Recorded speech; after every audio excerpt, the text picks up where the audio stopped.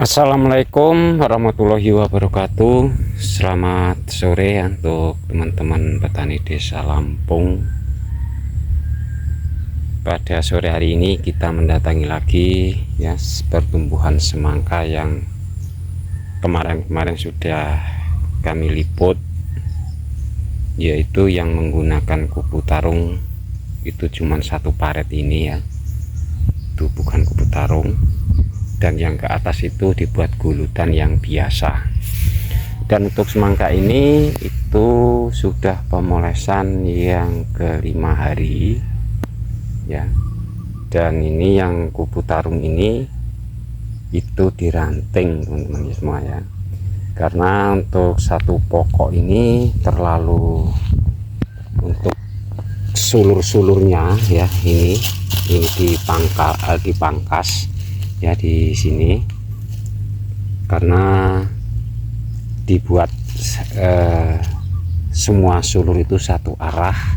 Jadi beda kalau kita buat gulutan yang biasa itu ya, itu dibuat dua arah ya. Jadi memang terlalu rapat itu di ranting yang seperti ini ya. Jadi ngerantingnya itu tidak semua ya, contohnya ini masih dibiarin ya, ini cuman ya kalau bahasa Jawa itu ya ngelongi ranting-rantingnya ya, ranting-ranting yang terlalu rapat itu di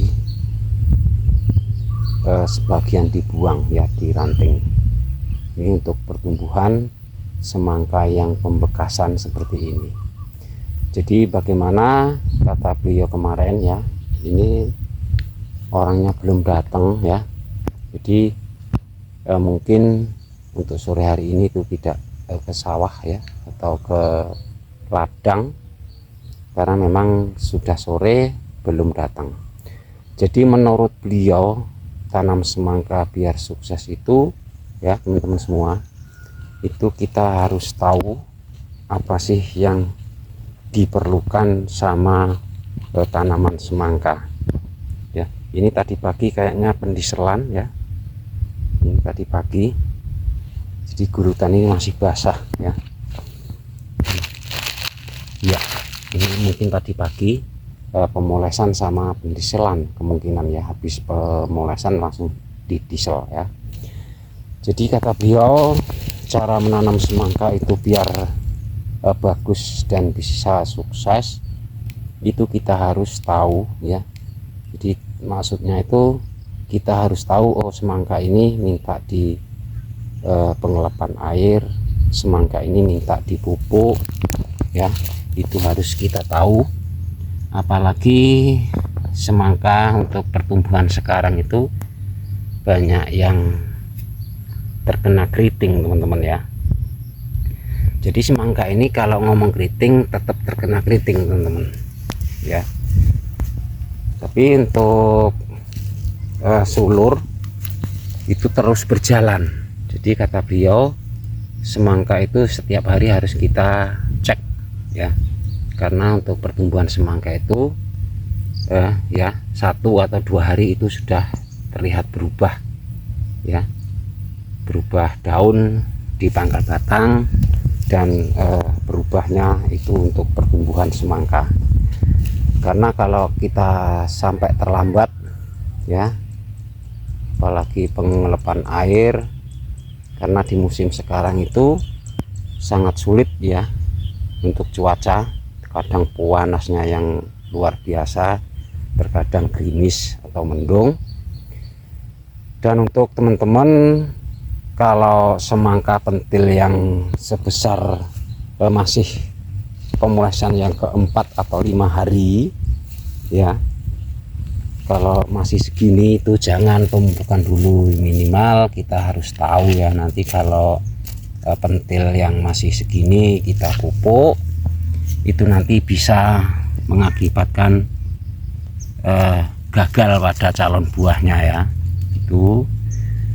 Terus untuk pemolesan kita harus ya tahu untuk penyepraiannya ya, itu memakai kutu-kutuan, tetap memakai nih ya. Ini keriting teman-teman semua, tapi untuk daun di pangkal batang sampai pucuk itu tidak berubah sama sekali ya. Ini kelebihan kalau kita telaten sama pertumbuhan semangka. Jadi kita harus tahu ya teman-teman semua ya, dia harus tahu, oh ini semangka, pertumbuhan semangka itu harus segera dipupuk ya, harus segera dispray, itu harus kita memahaminya. Dan itu kata beliau ya. Dan masih banyak teman-teman kita ya, kenapa buah semangka yang sebesar ini kok masih benjol ya, sebesar telur banyak yang benjol. Itu yang pasti semangka kita itu terkena penyakit keriting ya teman-teman ya. Kalau semangka kita itu normal ya, itu sudah dipastikan tidak akan meleot ya, atau benjol dengan calon buahnya. Jadi kalau semangka yang terkena penyakit keriting ya, yang seperti ini nih, ini contohnya, ini daun ini mengkerung semua teman-teman ya. Jadi tetap berjalan dia ini sampai ke sini. Jadi untuk penyepraian kutu-kutuan itu tidak aneh-aneh ya di tempat kami, itu cuman memakai demolish ya teman-teman. Yang penting untuk pertumbuhan semangka kalau terkena keriting, untuk daun itu jangan sampai ya itu berubah menguning teman-teman, usahakan. Jadi bagaimana caranya, kita itu harus pengaturan sama pengelepan air ya, terutama itu dengan pemupukan nih untuk bibit Madrid bulat ya. Jadi untuk semangka ini semakin ke atas ya, pertumbuhan gulutan yang biasa sama yang dibikin kupu tarung itu, untuk pertumbuhan memang kalau dilihat dari batangnya teman-teman itu besar-besar yang gulutan biasa ya, besar-besar sama gulutan yang biasa. Bahkan untuk calon buahnya itu sudah terlihat besar yang gulutan biasa nih ya. Ini keriting teman-teman semua ya, nih parah. Tapi daun tuh lihat teman-teman semua ya, tidak ada yang menguning satupun ya. Jadi memang harus paham ya, kita semua sebagai petani semangka itu harus kita menggunakan pupuknya, terus kita harus pemupukan. Nih ini keriting ini teman-teman, jebuk ya. Nih. Dan buahnya walaupun terkena penyakit terutama keriting itu masih terlihat bagus-bagus ya. Nih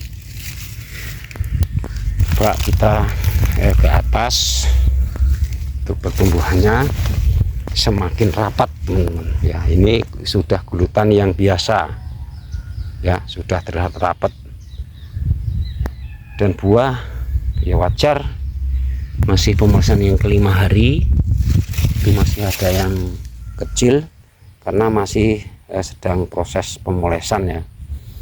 Jadi memang harus tahu kita. Jadi untuk semangka yang waktunya pemupukan, kita itu harus paham ya teman-teman semua ya. Nah nanti kalau sudah minimal 70% banyak yang segini, itu baru pemupukan kocor ya.